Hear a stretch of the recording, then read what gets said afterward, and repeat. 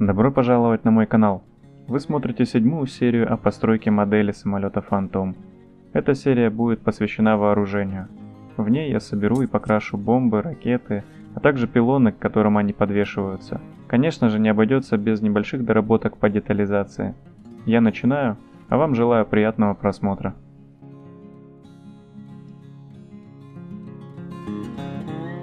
После склеивания бомб остались щели. Это потому, что я отрезал немного лишнего, когда обрабатывал детали перед сборкой.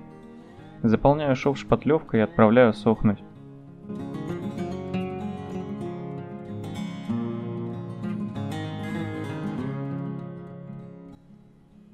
Также и с топливными баками. Хоть с ними обошлось и без щелей, остается шов от двух половинок, которые нужно убрать.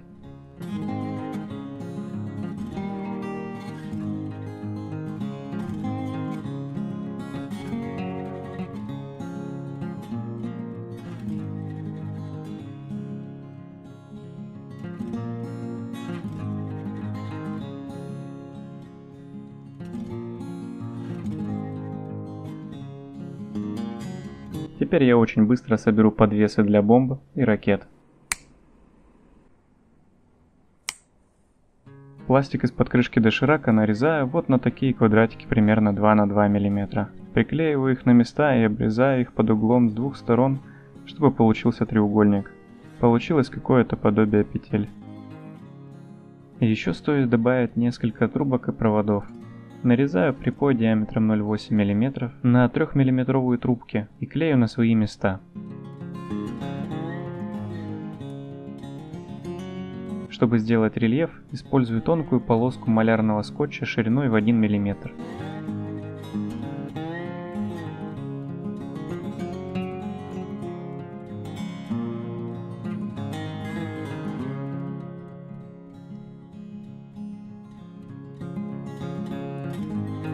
В качестве проводки использую медный провод 0,2 мм. Рассверливаю под него отверстие и вклеиваю его. Потом уже гну по форме и отрезаю излишки.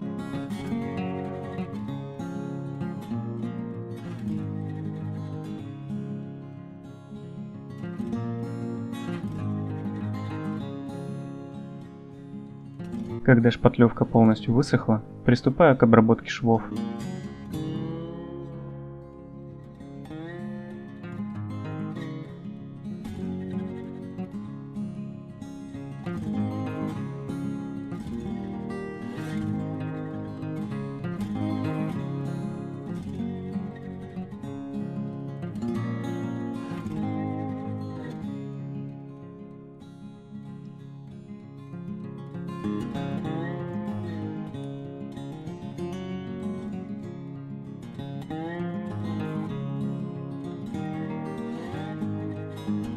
После того, как все швы зачищены, восстанавливаю пострадавшую расшивку.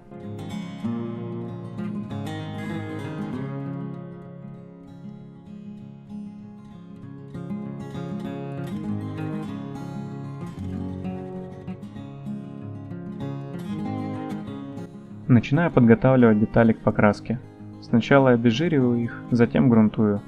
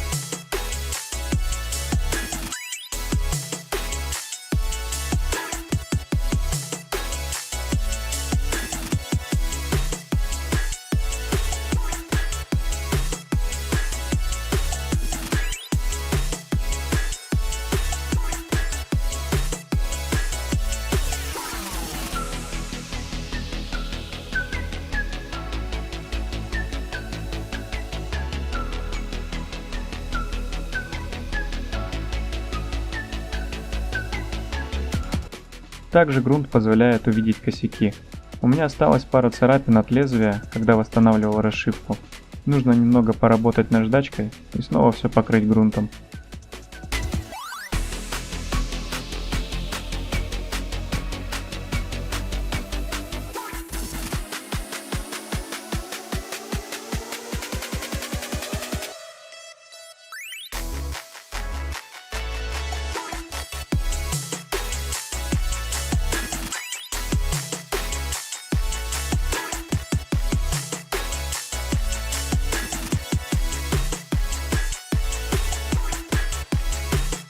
Но вот и настал момент покраски.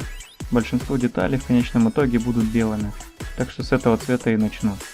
Первым этапом будут подвесные топливные баки.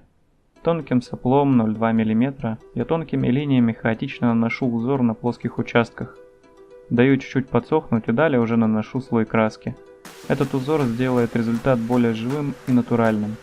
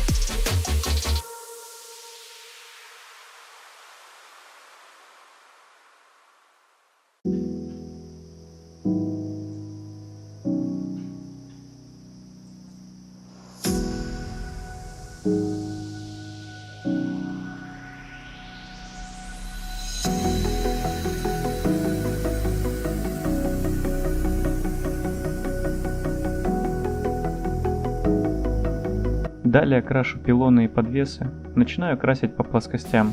Таким образом расшивка и рельеф останутся немного темнее, что как бы создаст эффект тени.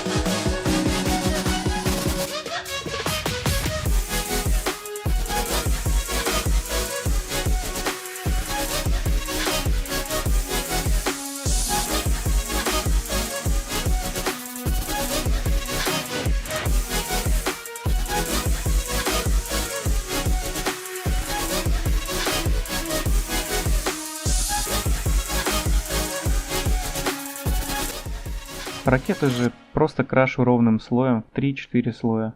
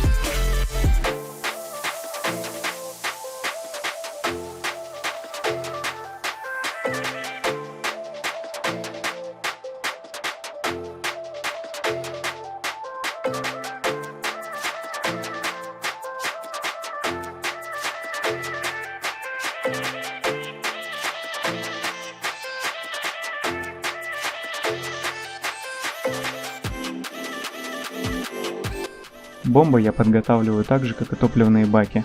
Наношу хаотичный тонкий узор на самой бомбе. Хвостовик не трогаю.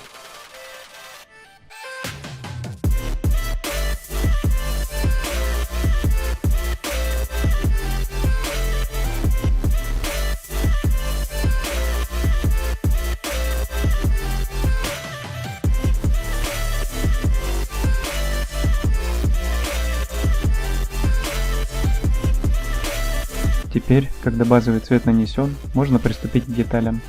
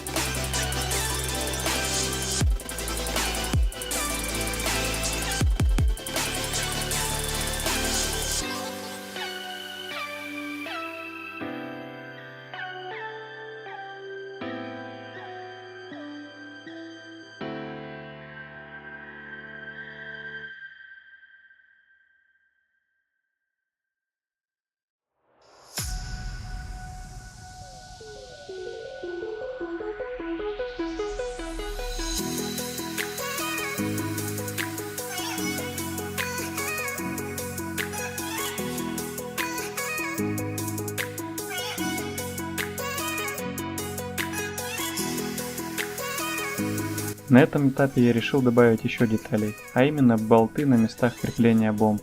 Вот так они выглядят.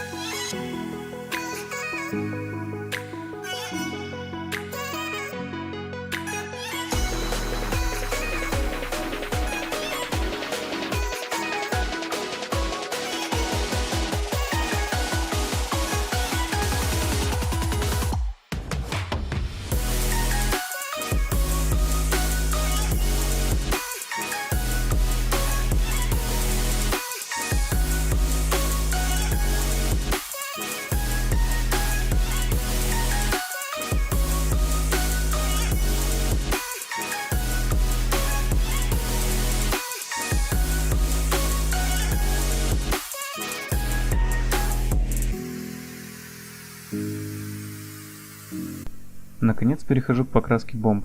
Скажу сразу, что не буду делать их все одинаковыми, да и хочется поэкспериментировать и попробовать разные варианты, как их окрасить. К тому же бомбы Mark 82 даже одной номенклатуры могут сильно отличаться внешне. Это сильно зависит от того, где произведены, когда и в каких условиях они хранились. Для начала делаю разные подложки. На часть наношу желтый узор, на часть коричневый, на какие-то оба. Ну и парочку оставлю без изменений.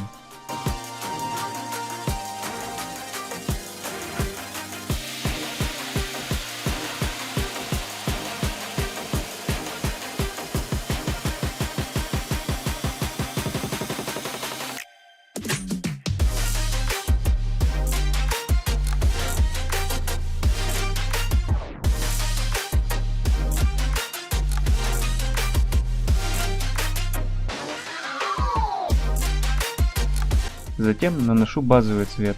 Я смешал оливково-серый и коричневый. После этого на все бомбы наношу брызги черной краски. Где-то больше, где-то совсем чуть-чуть.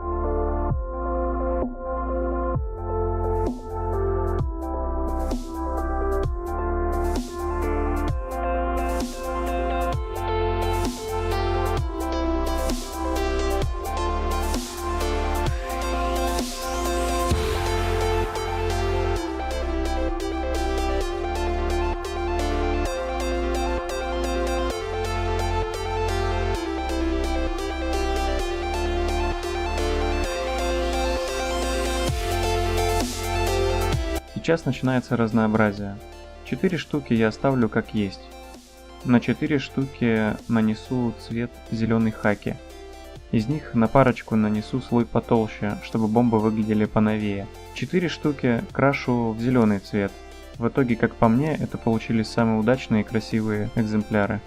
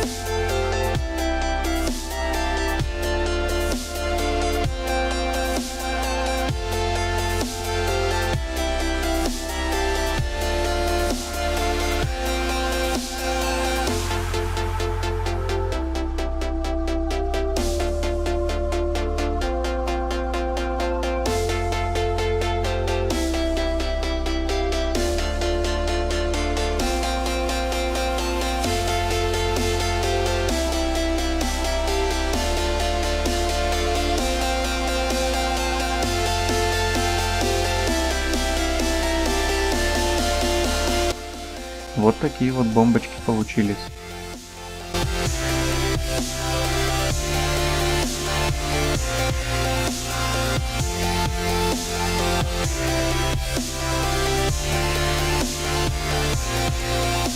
Теперь покрываю все детали прозрачным глянцевым лаком и оставляю хорошо просохнуть.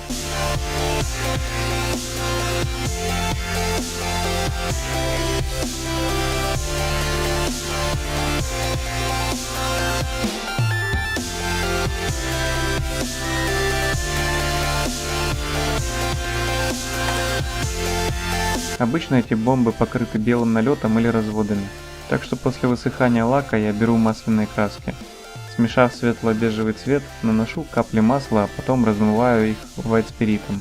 После высыхания получатся белые разводы.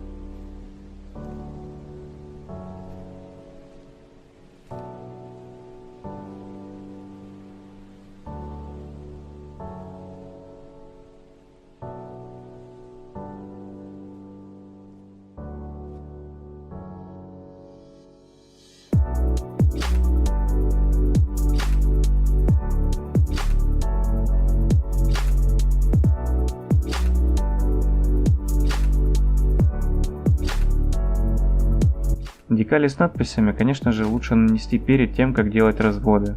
Но я просто-навсего забыл, что на них вообще есть декали.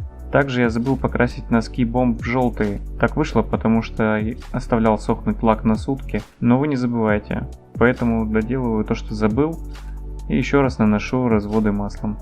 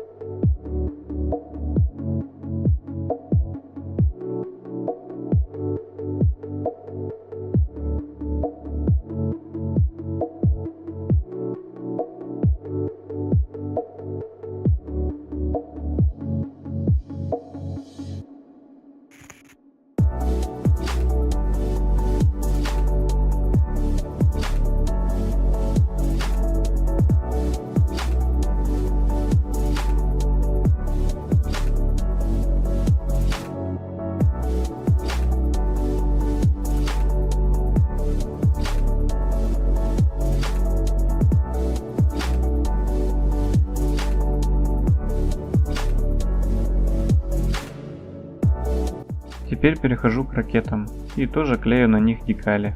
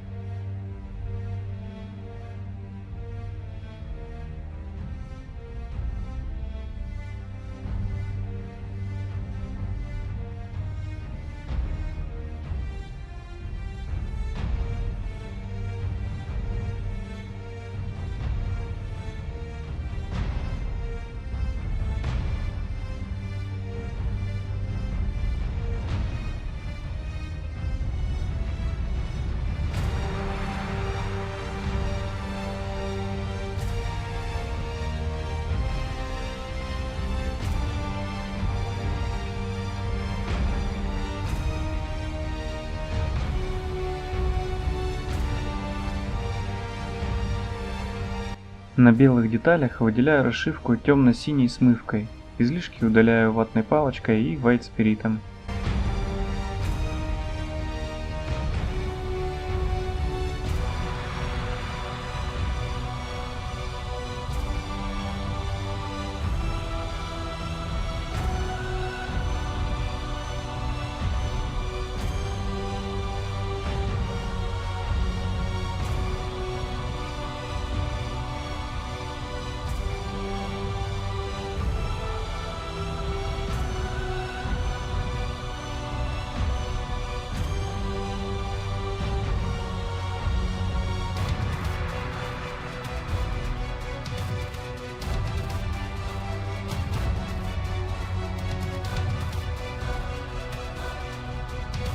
Собираю все вместе и покрываю на этот раз уже матовым лаком. Остались последние штрихи. Сделать провода ко взрывателям. Долго не мог придумать, из чего их сделать. Самая тонкая проволока, что у меня есть, это 0,3 мм. А это слишком толсто. Тянуть литник так тонко не получалось. Нашел вот такие нитки. Распустив их, можно достать из сердцевины тонкую леску. Крашу в черный, режу на кусочки и приклеиваю на цианокрилатный клей.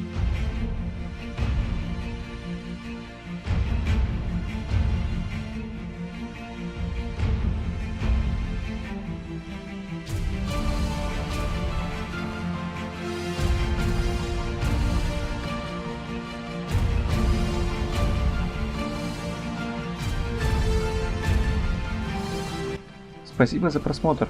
Подписывайтесь на мой канал, ставьте лайк, если понравилось это видео, жмите колокольчик, чтобы не пропускать новые видео, пишите комментарии и до следующей серии.